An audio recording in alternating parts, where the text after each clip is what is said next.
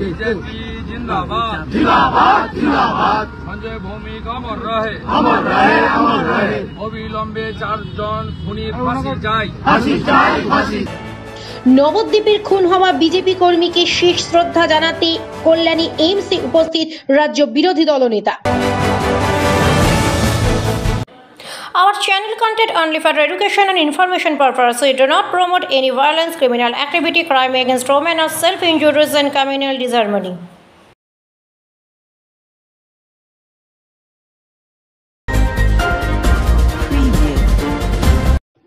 বিশ্বকর্মা পুজোর আনন্দমুখর রাত নিমেষেই পরিণত হয়েছিল স্বজনহারা আর্তনাদের বিভীষিকাময় রাতে। বাড়িতে ঢুকে পিটিয়ে নৃশংসভাবে হত্যার অভিযোগ ওঠে শাসক দলের দুষ্কৃতীদের বিরুদ্ধে। জানা যায় নদিয়ার নবদ্বীপের বিজেপি কর্মী সঞ্জয় ভৌমিককে তার বাড়িতে নৃশংসভাবে পিটিয়ে হত্যা করা হয়। আজ সকালে তার দেহ ময়নাতদন্তের জন্য আনা হয় কল্যাণীর এইমসে। তাকে শেষ শ্রদ্ধা জানাতে কল্যাণীর এইমসে উপস্থিত হন রাজ্যের বিরোধী দলনেতা শুভেন্দু অধিকারী সহ একাধিক বিজেপি নেতৃত্ব। কর্মীকে শ্রদ্ধা জানানোর পর সংবাদ মাধ্যমের মুখোমুখি হয়ে বিস্ফোরক মন্তব্য করেন, ক্ষোভে পেটে পড়েন শুভেন্দু অধিকারী। তিনি বলেন, তৃণমূল জানে এসআইআর হলে 20,000 ভোটে নবদ্বীপে হারবে। রাজ্যের মুখ্যমন্ত্রী, পুলিশ মন্ত্রী তথা স্বাস্থ্যমন্ত্রী হিসেবে ব্যর্থ। তিনি আরো জানান, আজ শান্তিপূর্ণ প্রতিবাদ হবে। দেহ নিয়ে 4 জনের বিরুদ্ধে এফআইআর দায়ের করা হয়েছে। আগামীকাল পর্যন্ত পুলিশকে সময় দেবেন শুভেন্দু বলেই জানান। তিনি বলেন, তারপরে কৃষ্ণনগরে এসপি অফিস ঘেরাও করা হবে। কল্যাণী এইমসে উপস্থিত ছিলেন রানাঘাট দক্ষিণ সাংগঠনিক জেলা বিজেপি সভানেত্রী অপর্ণা নন্দী, রানাঘাট লোকসভা সাংসদ জগন্নাথ সরকার, একাধিক বিজেপি বিধায়ক এবং বিজেপি কর্মী সমর্থকরা।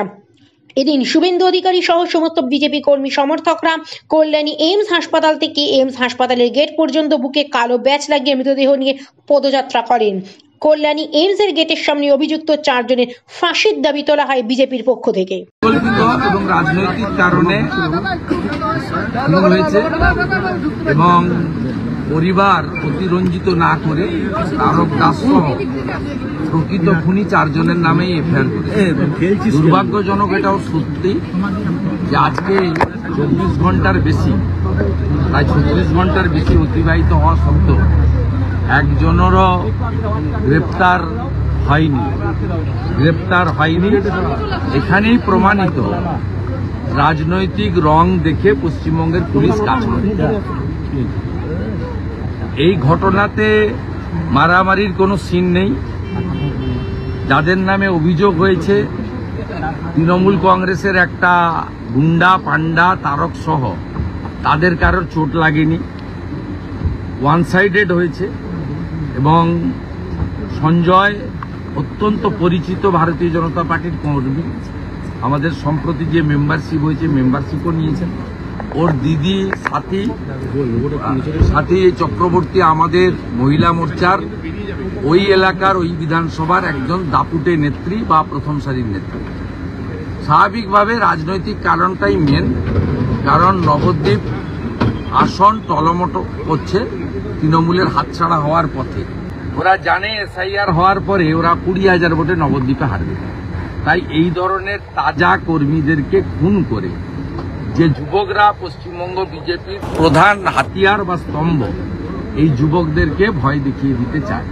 একটি অকৃতদার অবিবাহিত 30 ঊর্ধ্ব যুবক, যার মায়ের সেবা করাই ছিল প্রধান কাজ এবং রাষ্ট্রবাদের পক্ষে কাজ করত, তাকে খুন করার মধ্য দিয়ে প্রমাণ হয়ে গেল পশ্চিমবাংলার কোনো নাগরিককেই নিরাপত্তা দিতে এই তৃণমূল কংগ্রেস সরকার পারে না, তারা ব্যর্থ।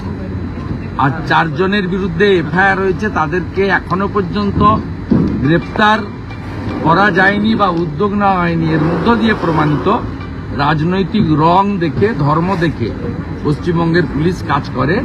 সেই জন্য এই পুলিশের প্রতি মানুষের কোনো আস্থা নেই। তাই পরিবার নবদ্বীপ আদালতে গিয়ে এখানে কল্যাণী এইমসের দ্বারা পোস্টমর্টম করিয়েছে। এই রাজ্যের পুলিশ মন্ত্রী হিসেবে মমতা ব্যানার্জি শুধু ব্যর্থ নন, স্বাস্থ্যমন্ত্রী হিসেবেও যে ব্যর্থ।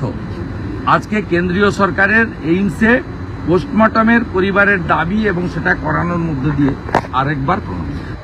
চন্দ্রনাথ তাহলে কি অন্য কোনো তদন্তের সিবিআই তদন্ত দাবি করেছে। 4 জনের নামে এফআইআর হয়েছে। আজকেও দেহ নিয়ে শান্তিপূর্ণ প্রতিবাদ হবে। জেলা সভানেত্রী অপর্ণা নন্দী এবং সাংসদ জগন্নাথ সরকার সহ অবিভক্ত নদিয়া জেলার মানে সাংগঠনিকভাবে সমস্ত বিধায়করা, ওপারের অর্জুন বিশ্বাস সভাপতি, এপারের অপর্ণা সহ সকলে করবেন। আমরা পুলিশকে আগামীকাল পর্যন্ত সময় দিচ্ছি। আগামী সোমবার বিকেলবেলা নবদ্বীপ শহরে ধিক্কার এবং প্রতিবাদ মিছিল হবে ভারতীয় জনতা পার্টির পক্ষ থেকে। তার মধ্যেও যদি ব্যবস্থা না হয়, ওখানে একটি দলদাস এসপি আছে, আর এটা কৃষ্ণনগর পুলিশ ডিস্ট্রিক্টের মধ্যে পড়ে, অমরনাথ কে বলে, তার বিরুদ্ধেও কৃষ্ণনগরে এসপি অফিস অভিযান আমরা করব। সেটা সোমবার বিকালে মঞ্চ থেকে আমরা ডিটেলসে ঘোষণা করব। এবং নবদ্বীপের আইসি তিনি ওখানকার পৌরপ্রধান দুর্নীতিগ্রস্ত বিমানবাবু সহ এখন ওদের হালি নেতা মুকুটমণি, এরা সবাই মিলে ওইখানে যে দুর্বৃত্তের রাজত্ব চালু করেছে এরও শেষ দেখে আমরা